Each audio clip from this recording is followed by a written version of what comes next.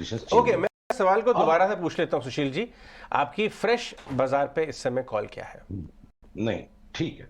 तो अब जो है, बहुत सारे जो लैगार्ड्स हैं उस पर अभी भी हम पुलबैक में खरीदारी करेंगे।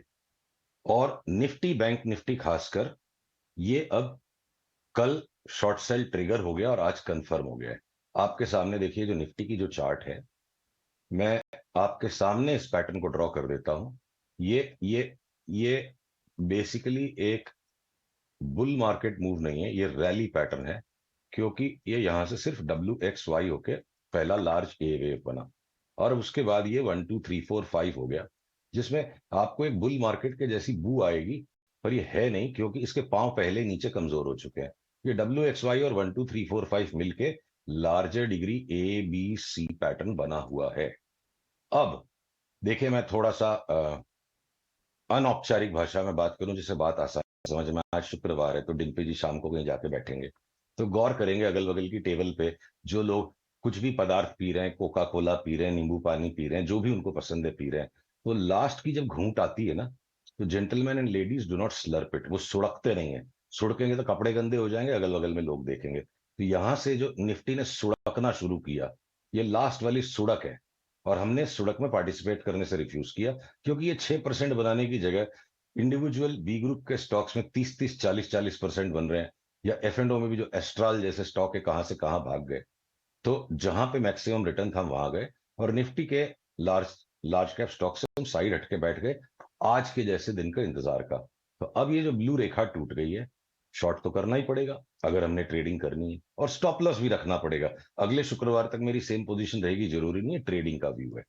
तो अगर अब ये सस्टेन हो जाता है, और अगर आज ये मुझे बंद दे देता है करीब करीब, हाँ, 18,635 के नीचे अगर ये बंद हो जाता है, तो मैं शॉर्ट को घर लेके जाऊंगा, वरना मैं लेके नहीं जाऊंगा। और फिर रोज का रोज स्टॉप लॉस मैनेजमेंट होगा, और संभव है कि अगले ही लेग में हम 18,100 तक तो बड़ी फटाफट गिर जाए। और ठीक है, अगर फेयर इतना पॉइंट। मूव आएगा, तो उसके अंदर के जो पैटर्न्स है उसको देख के मैं अपडेट करूंगा कि मेरा 15,000 का कॉल ट्रिगर हुआ कि नहीं। और एक अंतिम बात, कल को निफ्टी 15,000 भी आ गई तो क्रैश नहीं होगा, सिर्फ 15% का करेक्शन होगा। और उस 15% के करेक्शन में ऐसे बहुत से बी ग्रुप के या ए ग्रुप के साइड काउंटर के स्टॉक्स हैं, जो 10-12% के करेक्शन में हमें उनको दबोचना है। हो सकता है वो इतने नीचे घटे भी नहीं इसके साथ। एक 15% का लार्ज कैप्स में करेक्शन कोई आश्चर्यजनक बात नहीं है। हाँ, अगर कोई क्रैश लाइक सीन बनेगा तो वो लार्ज कैप बैंक्स में बन सकता है। वहां मुझे 25 से 30% तक की भी घटत ज्यादातर बड़े नामों में आती नजर आती है। ठीक है, फेयर पॉइंट। यानी आपने पिछले कॉल से इस कॉल में एक्चुअली ये बदलाव किया है कि आपने अपने स्टॉप लॉसेस थोड़े से बदल दिए हैं। ओवरऑल लार्जर कॉल अभी भी बदली नहीं है। मैं अब थोड़ी सी राय आपसे जानना चाहूंगा, जो साइड काउंटर्स में आप बता रहे हैं जहां अपॉर्चुनिटीज एक्चुअली बढ़त की आ सकती हैं इस कमी में भी इंडेक्स के बावजूद, उनकी तरफ आप कौन से चार्ट शेयर करना चाहेंगे? देखिए, जैसे जी है, ये एक अलग ही साइकिल चला रहा है, और हर बार यही होता है, जब बाजार का करेक्शन चालू होता है जी भागना शुरू हो जाती है। तो अगर मैं आपके सामने ये मान लो, जी है या ABFRL है, जो हमारे रीसेंट बाइज है, तो अब देखिए, पहले लैगार्ड्स चले। निफ्टी के इस लास्ट के 700-800 पॉइंट में, 700 पॉइंट में लैगार्ड्स चले। अब जो बिल्कुल ही नहीं चले, जिनका कोई भविष्य किसी को नहीं दिख रहा था, वो भी चल पड़े हैं। तब ये जी यहां से एक हमको अभी भी ट्रेडिंग रिबाउंड 220 तक का दिखता है। उसके बाद फिर टेक प्रॉफिट के बाद देखेंगे री एंट्री कहाँ होगी। और हमारा व्यू है कि जी जब तक ये 177 के जो न्यूनतम स्तर पे भी गया था उसको नहीं तोड़ता है, तो 400 की चाल शुरू हो गई है। तो मैं अगर यहाँ से डबल होता देख रहा हूँ किसी स्टॉक का, तो मैं इंडेक्स से 15% की मूवमेंट पे इन्वेस्टमेंट बंद नहीं करूंगा। तो चाहे वो ABFRL हो, चाहे वो NMDC हो, चाहे वो आपके अ, इस तरह के बहुत सारे स्टॉक्स हैं, जिसमें पेज इंडस्ट्रीज आया बीच में। पर उसी तरफ हम आपके साथ लास्ट 6 महीने से लगातार मेंटेन कर रहे थे, कुछ भी हो जाए हम ऑटो एंसिलरीज नहीं बेचेंगे। तो महिंद्रा साई कहाँ का कहाँ पहुंच गया, उसमें हमारा टेक प्रॉफिट कॉल आ गया आज। या या आपके औरोबिंदो फार्मा, या आपके इवन जो सिंजन जिस पे हमारे बड़े बाई कॉल थे, उनमें सब में हमारा टेक प्रॉफिट कॉल आ गया। तो बाजार है, ये रोटेट होती रहेंगी अपॉर्चुनिटी, सारे स्टॉक एक साथ गिरेंगे, सारे बढ़ेंगे, ऐसा तो होता ही नहीं। अब डीवीज लैब में जैसे मेरा अगर शॉर्ट कॉल है, तो वो अच्छे से ट्रिगर हो रहा है। अब ये और भी एक सपोर्ट लाइन को तोड़ दिया। तो अगर मैं इसको समरी करूं निफ्टी की, अडानी इंटरप्राइज को छोड़कर, अडानी इंटरप्राइज में शॉर्ट नहीं करूंगा अभी भी। पर बाकी मेरे को निफ्टी के बाकी 49 स्टॉक्स में से 50 में से किसी को भी शॉर्ट करने में अगले आने वाले कुछ दिनों में कोई हेजिटेशन नहीं होगा। सब के सब बिल्कुल ऐसा लग रहा है चार्ट्स सेलो टेप लगा के किसी तरह मैनेज की गई है, जहां सेलो टेप फटेगा धम गिर जाएंगे। तो जब गिरना शुरू होंगे हम बेचेंगे।